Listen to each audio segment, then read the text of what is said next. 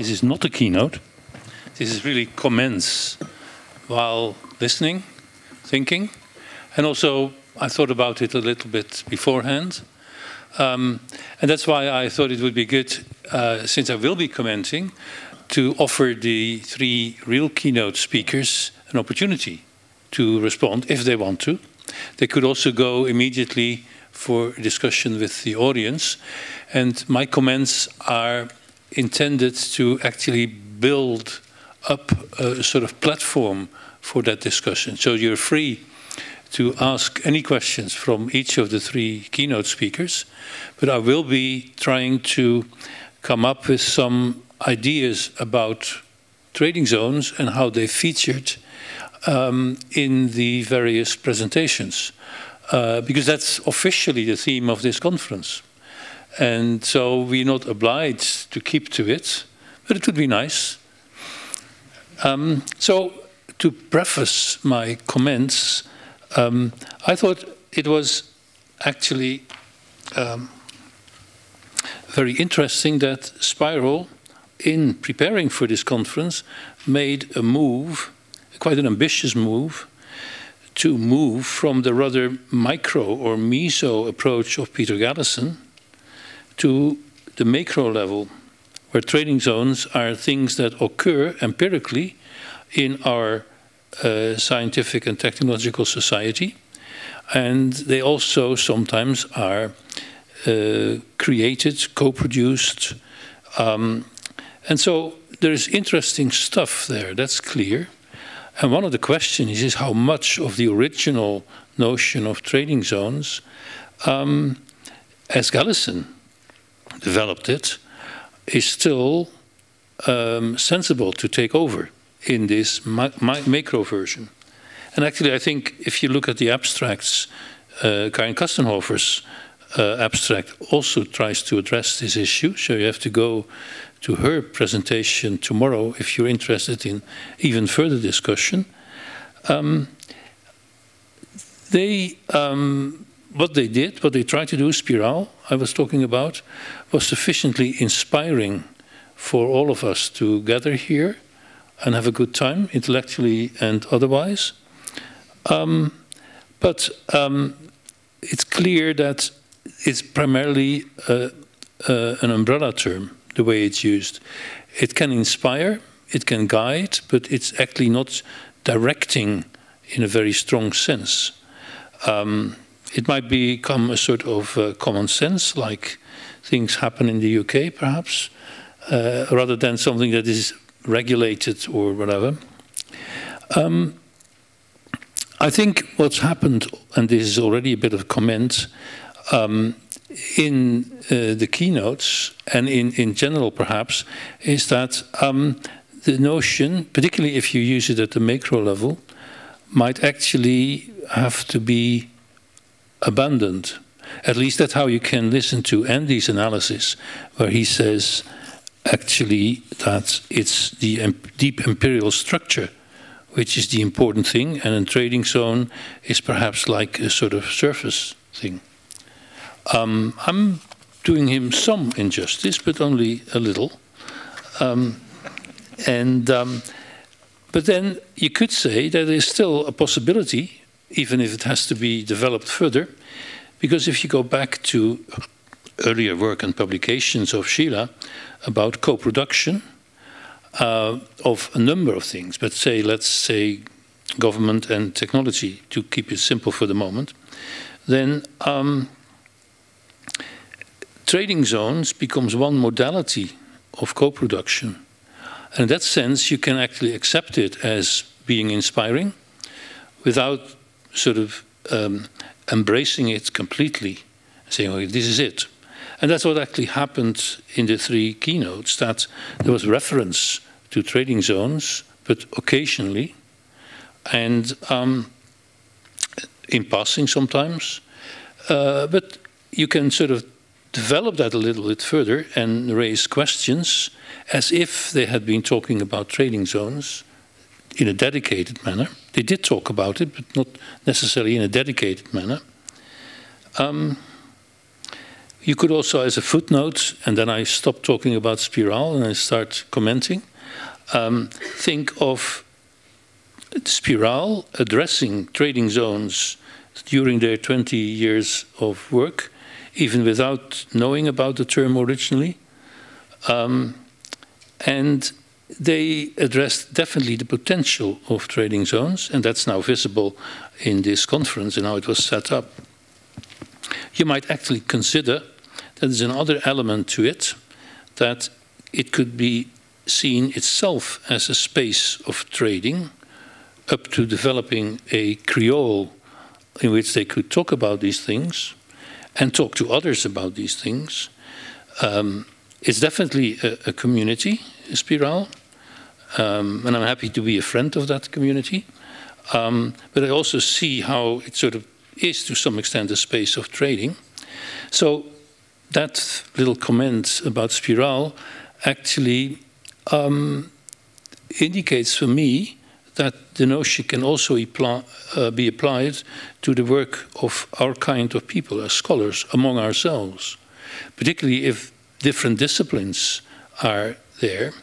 And so the way that Sheila was saying, okay, this is a talk about the interactions between biology and law. You could say, well, that's could then lead to an analysis of trading zones. She didn't do that. She had more important things to do, like the constitution of life. But it was definitely a sort of trading zone in the macro sense, in the co-production sense, which is important for scholars to articulate what's happening. So, having said this, I thought that Andy's point from trading zone to imperial structures and the sort of things that he then was doing was very interesting and important, and he linked it up with earlier work of his. I was wondering, well,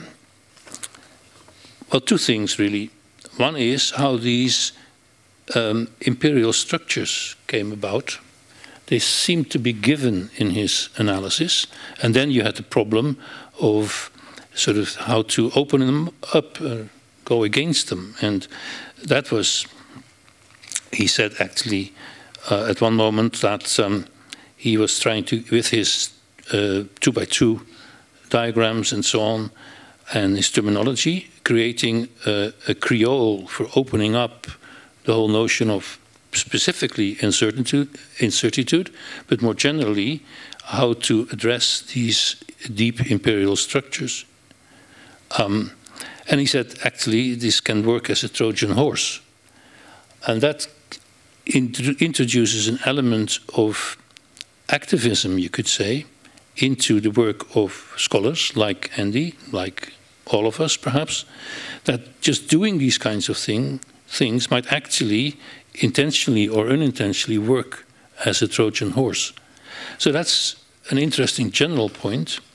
The particular point I wanted to make is about the growth of imperial structures, the evolution.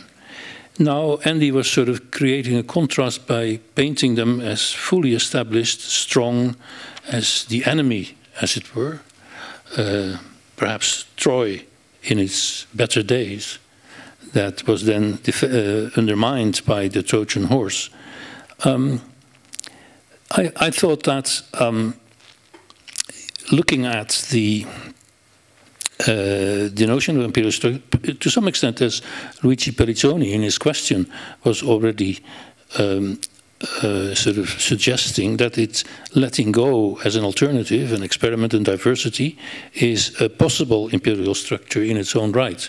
So then it becomes less Manichaean, or sort of the contest of David and Goliath.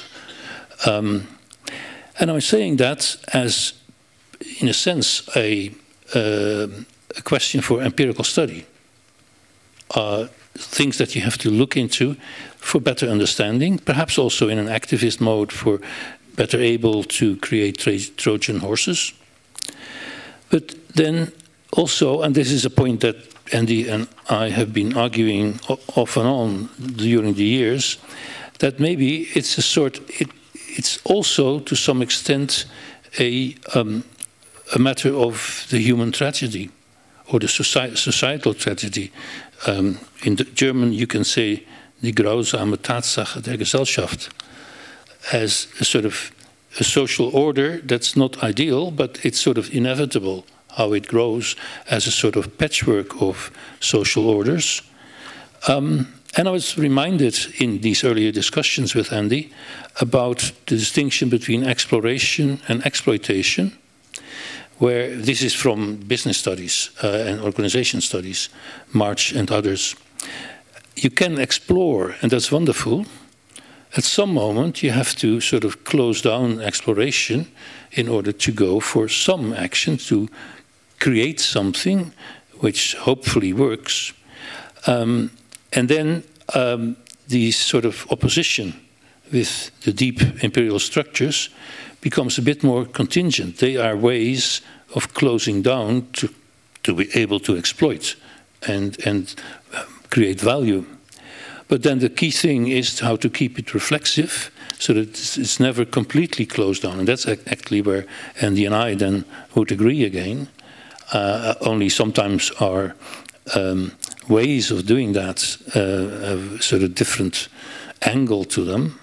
So I'm going back to my basic point. You could look at it in terms of ongoing evolutions and patchworks. And that would add to the strong message that you have already. So, in a sense,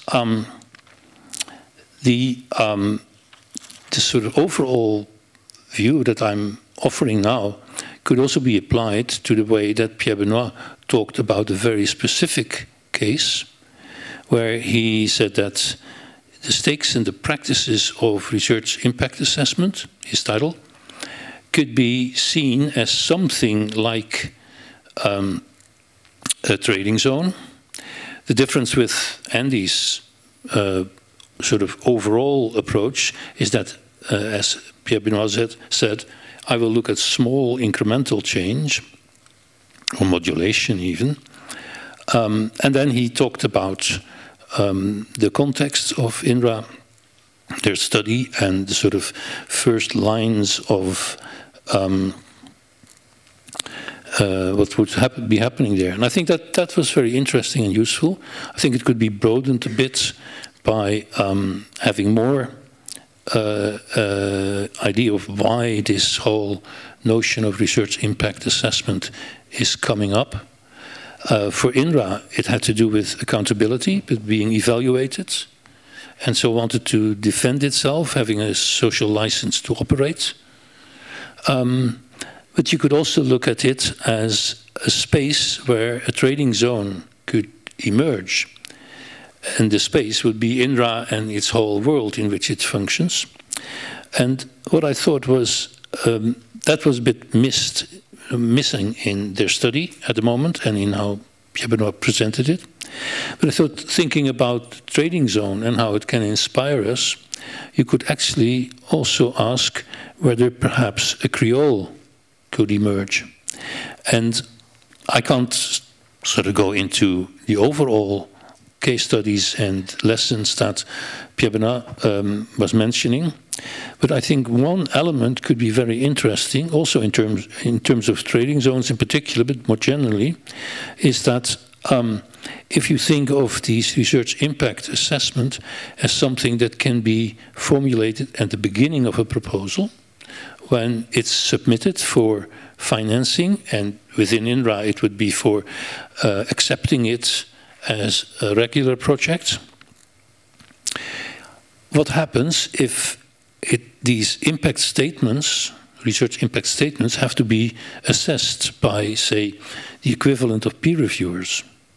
They will have a lot of trouble in doing that, because they have to face all these sort of sometimes exaggerated or definitely open-ended promises. So what will happen is they, in the practice of assessing such impact statements, they will develop both competencies and a sort of terminology, which I think would count as a creole in this newly emerging trading zone. So at this sort of meso level, there's definite possibility of application. And to sort of support that point, I would like to refer back to a term that John Simon used, and I've sort of worked on myself, this whole notion of a higher form of nonsense. And he applied that to the emerging practice when funding agencies came on the scene, that people would have to support a proposal and would have to be evaluated, which was completely new because people were used to evaluate finished research and articles. So for some people at the time, it was complete nonsense to evaluate proposals. And I can give you anecdotes from the 1950s about that. But effectively, over the decades, it became a standard repertoire of evaluating, and people were expected to be good at it, or perhaps less good of it, but then they wouldn't be invited to peer review again. So it is a sort of higher form of nonsense. And that might be one element of creoles. But I mean that seriously. I mean, it's not a joke. So I think there are very interesting possibilities there, even if you don't go into the macro aspects, which are there as well, if you think about the whole situation of INRA and other public agencies in a changing world in the 21st century. Then Sheila said at one moment, I'm not too wedded to the terminology, because she wanted to go to the substance of these issues.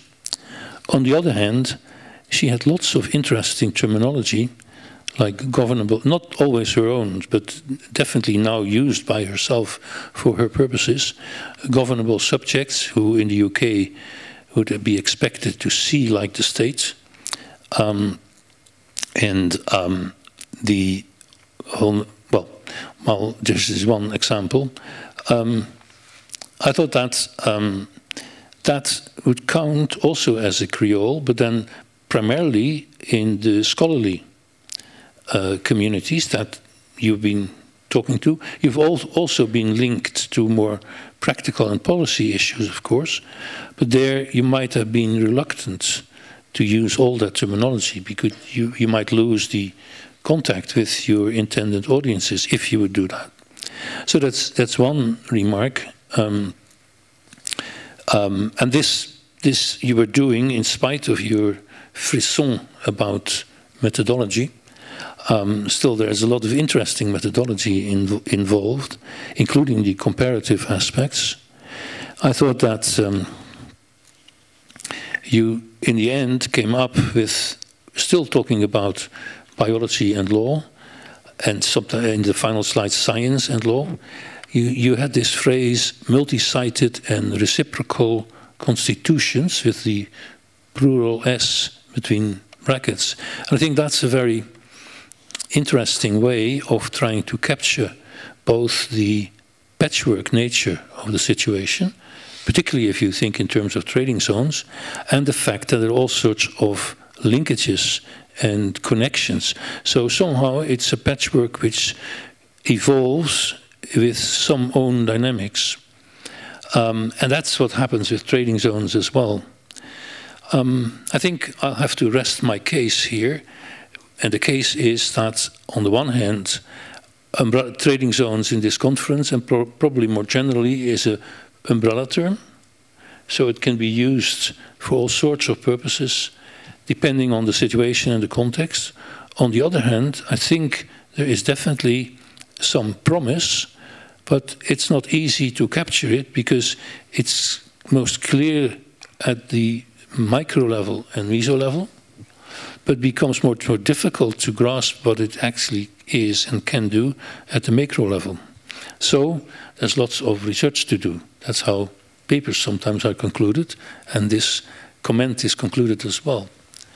And so now I have to switch to my other role, and ask whether any of the keynote speakers want to respond immediately.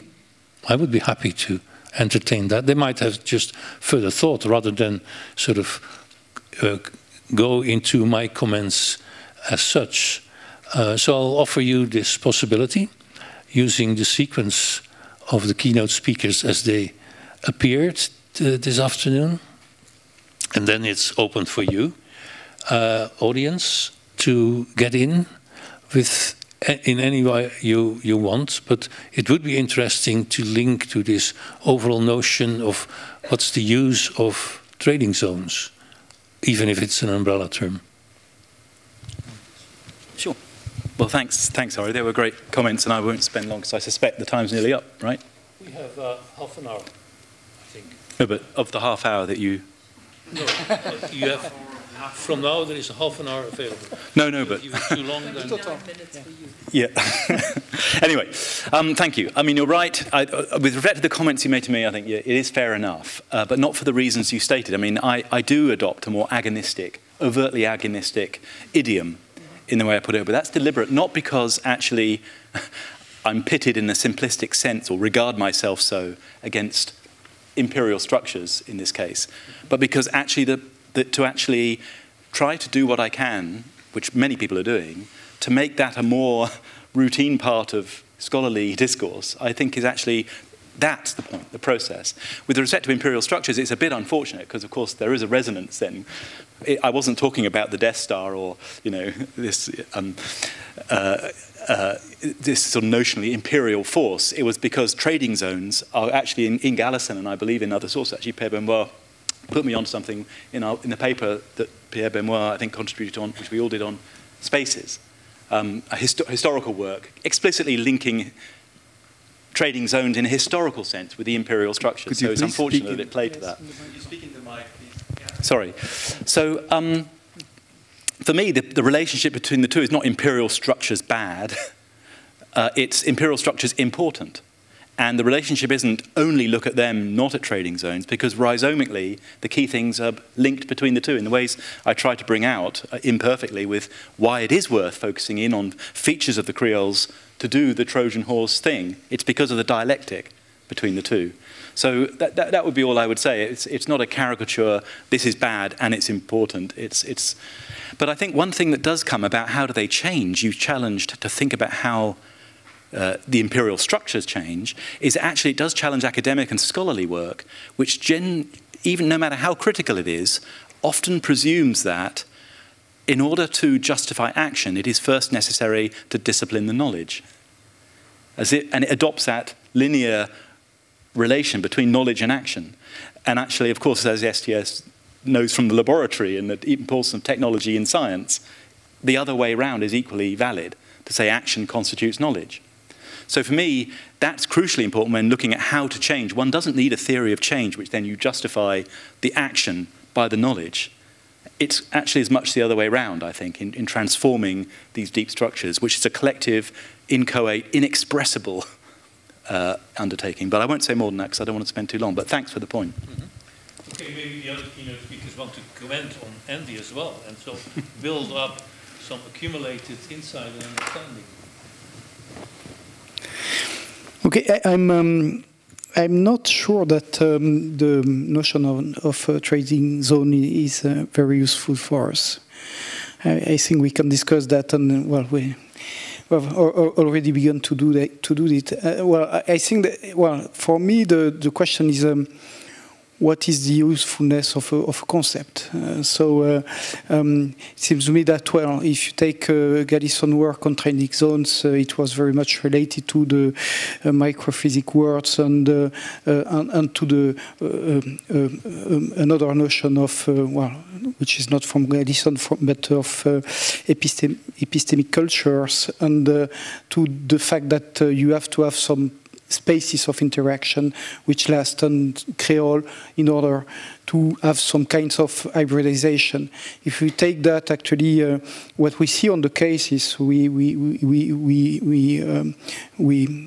analyzed is that you may in some instances say, okay, there is something like a trading zone at a micro level when there are lasting interactions and when you have the time that some kinds of institutionalization of hybrid discourses occur and have its own effect. But there are other ways to connect hybrid social worlds. So obviously the notion of boundary objects, the notions of intermediaries and so on and so forth.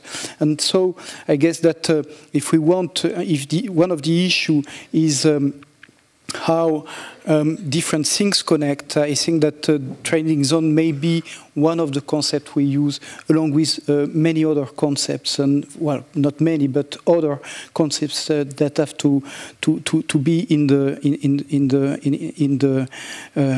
used as resources. And I guess that one of the point perhaps we have to discuss is that if I understand well, actually trading zone is mainly about how actants from hybrid worlds, from different worlds, collaborate and work together, communicate, and so on and so forth. And there was a nice two diagram of Andy's on the issue of coercitivity of the power, and I think that this is one of the key dimensions that has to be introduced. About the use, well, the RIA as a new trading zone, taking the example of evaluation of research projects, I guess that one of the lessons, and it is a very specific argument, but it has its own importance, is that actually what we see is that very few research projects have some important impact. So evaluating the impact at the outset, and it is one of the message of the research, is not relevant. So you can end just box ticking if you apply this type of methodology, like ethical concerns and so on and so forth, which is not at all a trading zone. It's just getting rid of a concern.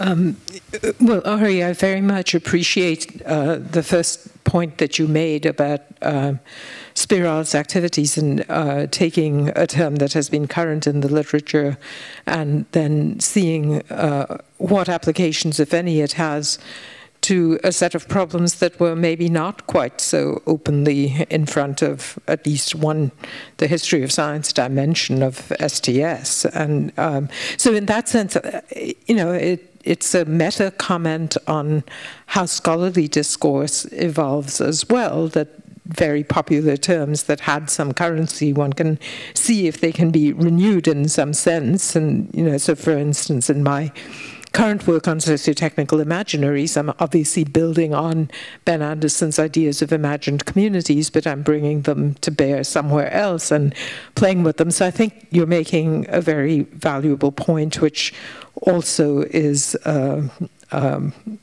gracious bow to our hosts about the ways in which they are renewing a concept.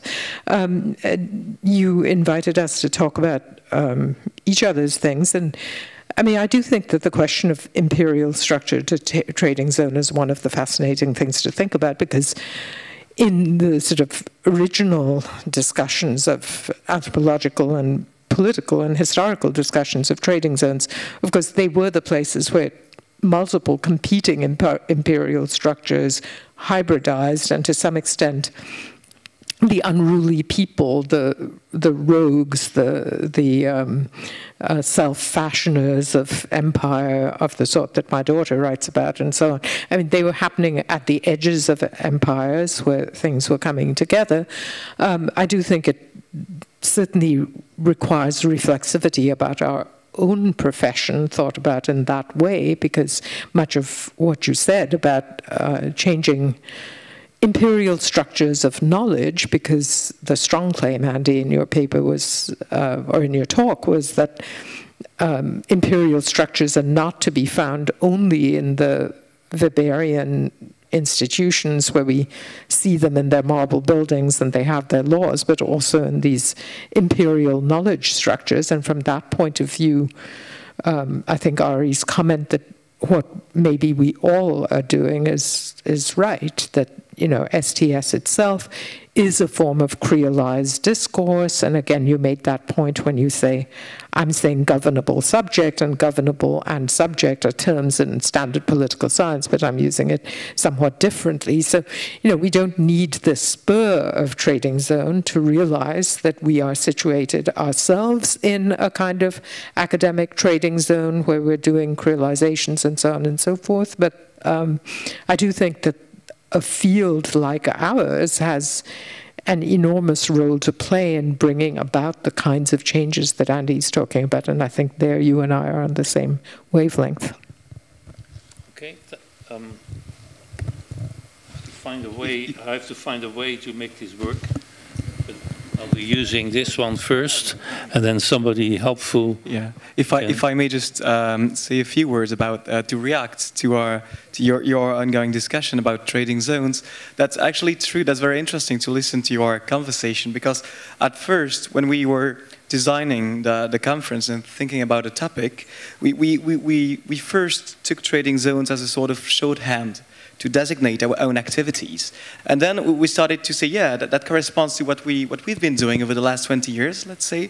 And then we started to take that more seriously when we had to really come about with a topic. And we said, yeah, let's keep that, and let's try to take the trading zone concepts to another level, and to look at really in different areas of fields, like the ones which will be discussed tomorrow, like genomics and public health, nuclear energy and safety, the governance of knowledge societies. Let's look at how the micro and the macro level are co-produced. So trading zones was taken like even as a proxy to engage and to investigate how we could connect micro situations with decisional processes and power structures. So that's really the sort of theoretical, conceptual ambitions, but that's really open-ended at the moment. But that's definitely what we did. That was your conversation really mirrored the process of designing the conference. So I thank you very much for that. Okay, so please, from the audience, there might be urgent questions or just considerations and reflections. So it's over to you. Stefan, you've got your... Yeah, thank you all. My thinking is about your comment, Ari, about the question whether the trading zone concept works on a macro level.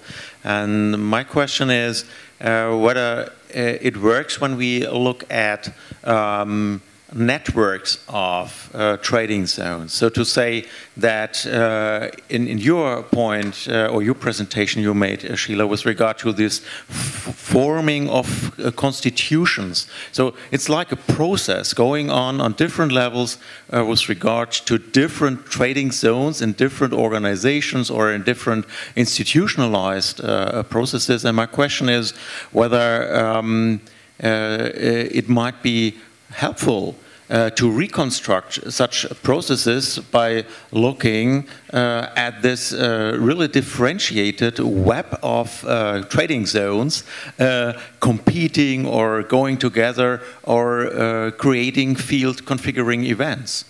And it's an open question, and I would like to hear something of your thinking about that. Thank you very much. So the question was addressed to Sheila, but others might come in as well if they want to. Well, I mean, in a sense, the question is equally appropriately, if not more so, addressed to Pierre Benoit, because he was talking about the internal organizational phenomena that, I mean, you know, if you wanted to connect how the three of us might look at Pierre Benoit's case study, which any of the three of us might have undertaken, you know, as part of our research.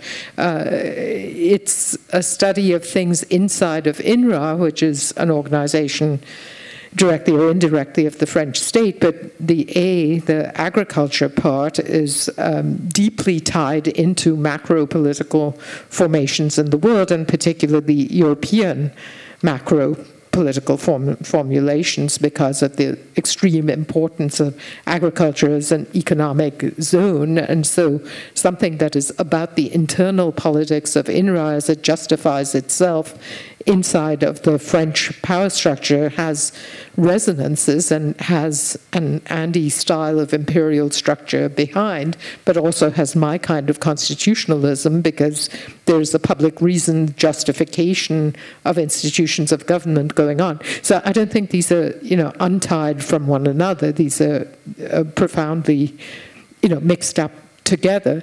That said, I've never found, maybe because my PhD is in linguistics, I've never been impressed by trading zone. I've never needed to use it. I find it presuming too much, like the zone is bounded and the trades are occurring, which often is not the case. And, so today I was saying that what is of interest is how things are made tradable or not tradable, and maybe that's part of the a connection between the imperial structures and the assessment devices, and what I was saying as well. That is the very act of, not everything in the world is tradable in the sense of creolization or in any other tradable senses, and just to come in by saying, well, ontologically a thing called a trading zone exists is already presuming things that ought to be inquired into in some sense. You want to come in here as well, Andy? Please, yeah, quickly. I think it in the micro reinforces what Sheila said in a slightly it different works, way. Thanks. It's like one of those games. There you go. I'll be characteristically brazen in this, in ways that caught comment from you, Ari, but I'd say the answer to the question, is the concept of trading zones applicable to the deeper, if you call them imperial structures? The answer is no. And for reasons that build on what Sheila said, because of the point that Sheila drew out most strongly in her talk about is where the ontologies come from. Trade can only take place where there's a commensuration of some kind. Material doesn't have to be money, but it has to be commensuration subject to a prevailing structure of values, which then allow trade to take place. That's where the metaphor of trade comes from.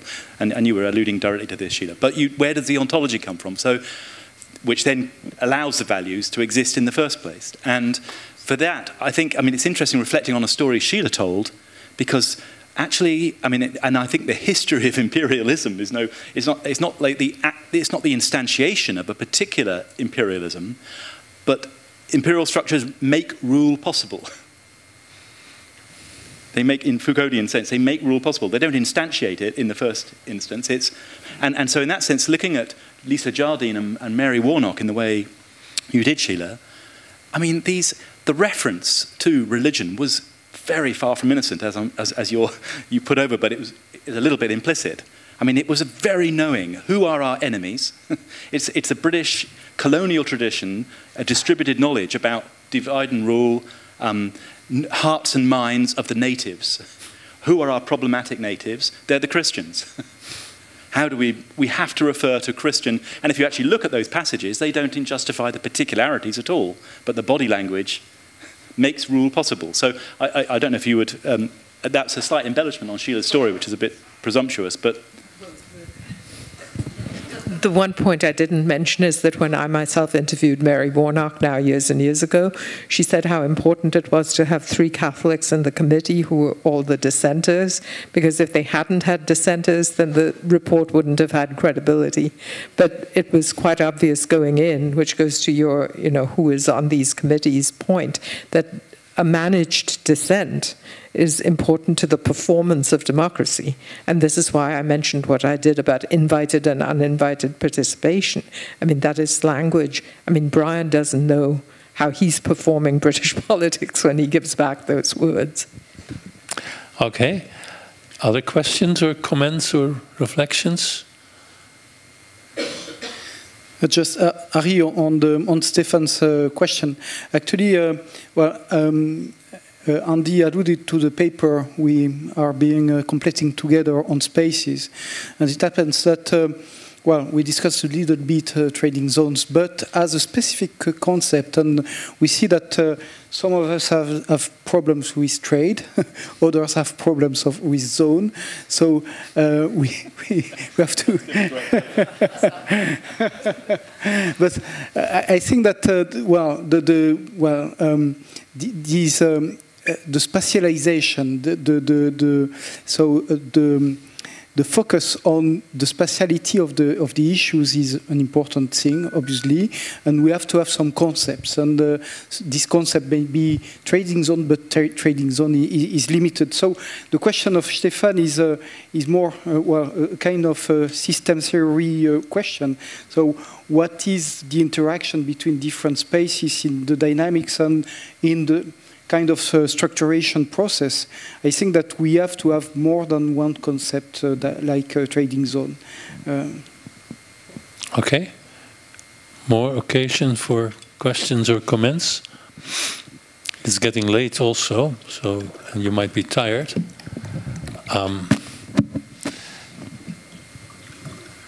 Please, Kees Boersma. Thanks a lot for wonderful talks. Is this on or no? Yeah. It's highlighted that trading is it's an economic activity, and that's very much true. But I think negotiation is also a vital part of trading, and that I wonder how does that play a role in the different levels of your story, of your analysis, maybe to the three of you. How does that negotiation play a role at the macro level? Whereas at the marketplace, you can actually see people trading, I mean, giving and taking and all that. But how would you reflect upon that negotiation part of the trading zone versus the market metaphor? Any of you or none? I think that Sheila used the notion problematization or matter of concern. I guess that this concept can play at a different level. So problematization, you find it in the 101 ANT theory. So it starts with the problematization. And if you do not have problematization, actually it's difficult to make some equivalences that allow the negotiation or trading to occur. But problematization occurs also at a higher level in the society. Actually, all the analysis of the emergence of social issues and so on and so forth, where you may have a phenomenon that play not at local level, but at broader level. So I guess that a concept like problematization is much more useful than negotiation or trading. Just a very brief footnote.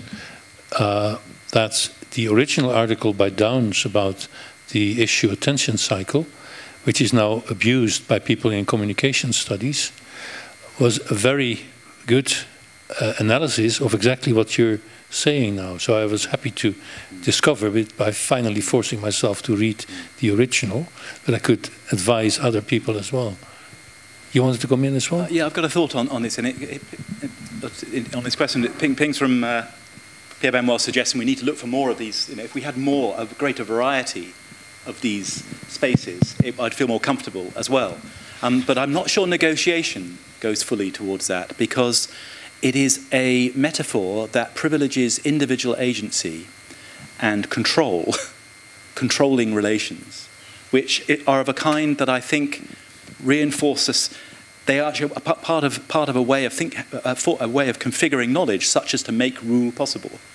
So, of course, it's valid. There are very important things come from those insights. But actually, if one looks at what I call, for the sake of it, imperial structures, you have to look for an allegory of negotiation. It's not, because if you think of it as negotiation, then you think of it in terms of structure of communication and agency by individuals, heroic agency, which then reinforces what is in fact a fallacy, I think, that these things are much more distributed. So for me, it would be more about engagements of collected action. It would be looking at social movement theory and other other similar things, to look at negotiation, which is both material and discursive, at these more aggregate levels. And then, you know, so that negotiations as a metaphor then might help in that sense.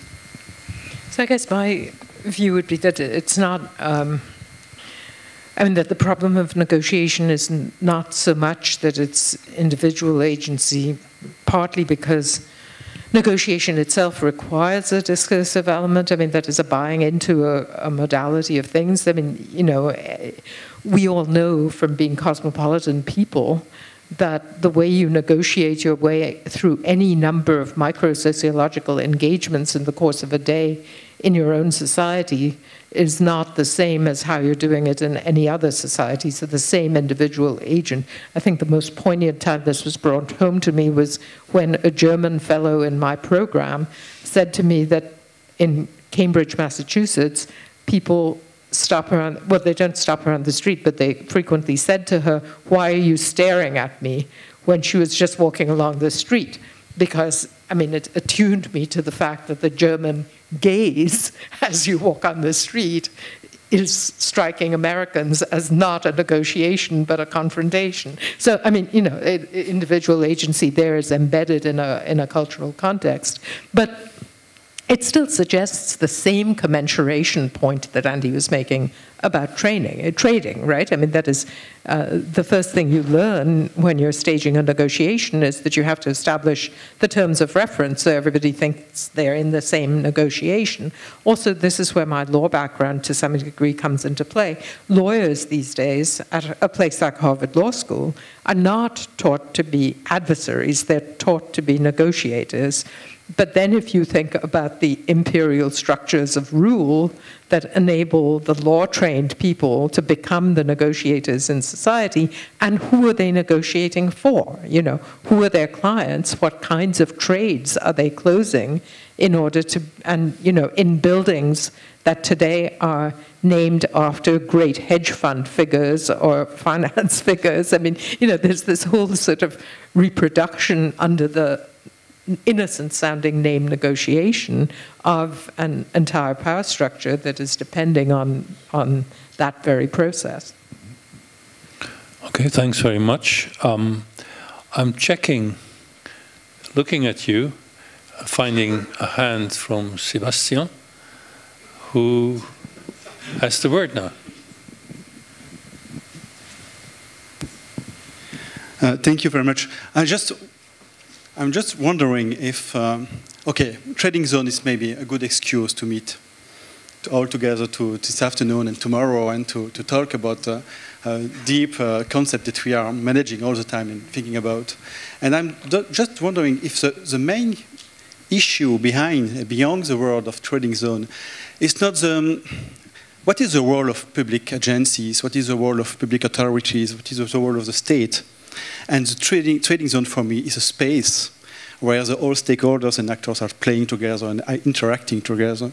And I was wondering, for the example, maybe public agencies for genomics, public agencies for assessment, impact assessment, public agencies for whatever kind of evaluation of risks. What is the role of the state? And public authorities interacting with all stakeholders. And maybe Trading Zone is a way to say, okay, we are looking at issues that are very important for our societies, between science, technology, societies. What is the role that we can all now observe in the hands of the state? I would like to have your reaction about this question. So, who first? Sheila. Since I have this machine, I'll say sorry. I thought I had this machine, but anyway, that's a huge question, Sebastian. I mean, you know, what is the role of the state?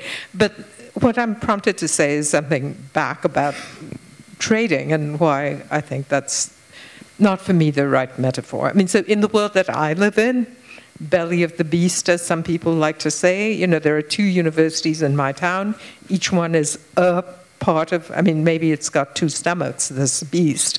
But one is the technology thing, which is MIT, and the other is the rule and government thing, which is Harvard, and in particular the Kennedy School. So what I see there is depoliticization going on. both the production of technology and the production of rule have become intensely technocratic.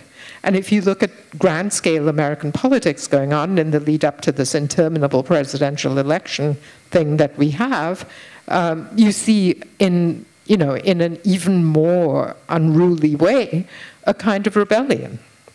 That is, whether it's the Republican right or the Bernie Sanders left or the Corbyn left or the rise of Marine Le Pen. I mean, whatever the phenomena are in the given country, there is a repudiation of the liberal, progressive, technocratic, neoliberal middle that has been created and that is being governed by the structures being produced in Cambridge, Massachusetts, to sustain a kind of view of the state. So MIT supports the progress through innovation talk. Harvard supports through its economics, through its economic approach to management, the new economic talk. So, the talk about trading zones, to me, already buys into what I see as a political pathology of our time, which is taking the values and the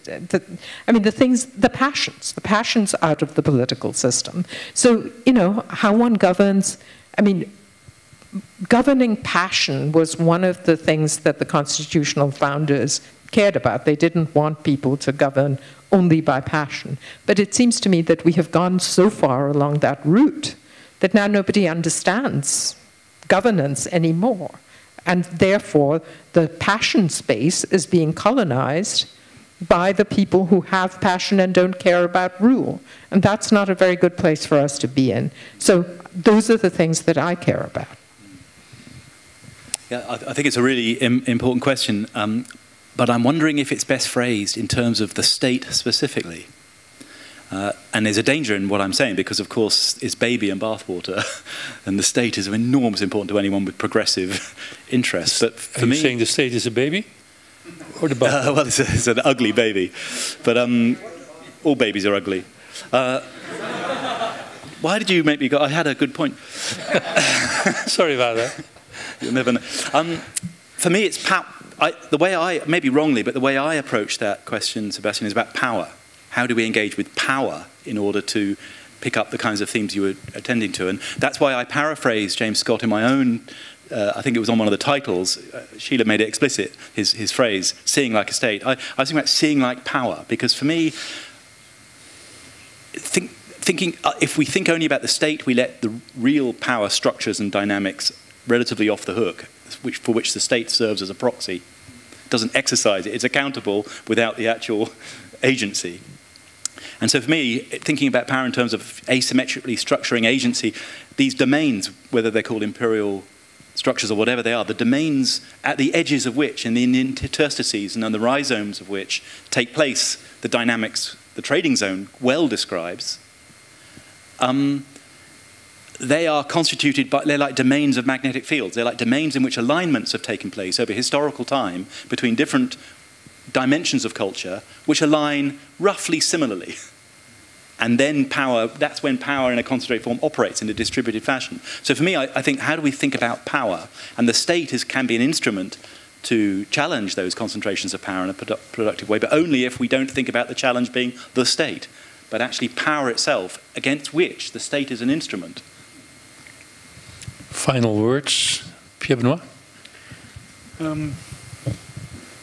Seems to me that one of the things is perhaps to, and it's again something we work together with Ari, is to consider spaces and not only trading zones. Because, well, your definition of trading zones, we might say that it is precisely the definition of hybrid forums put together by Ari and Michel Calon in '91 and worked again in acting in an uncertain world. So places where people can interact on a more or less long duration, and where you can get in, get out freely, and so on and so forth. So there are some specificities. So the main thing is that you can see the government and the government function as a function which is to create some spaces. And there are a lot of things going around. So obviously there are standing spaces like Parliament and so on and so forth. But we see that working groups, platforms, roundtables, public engagement spaces and so on and so forth are a way to govern some issues. And we have to consider also these. And perhaps, so it's not considered that government and public authorities are out of that, but that we have to consider this way of, well, making things happen through some different types of power relations. Okay, thanks very much. We're running out of time. We actually have run out of time. According to the program, and the program is the deep imperialistic structure that governs us for at least this afternoon. So thank you all very much. Thank you in particular, 3 keynote speakers, for giving us a wonderful time and offering us possibilities to learn and see, not like the state or like power, see like scholars, perhaps. Anyway, thank you very much. This is the end for today. See you tomorrow. And thank you, Ari, for chairing this session so well. Thank you.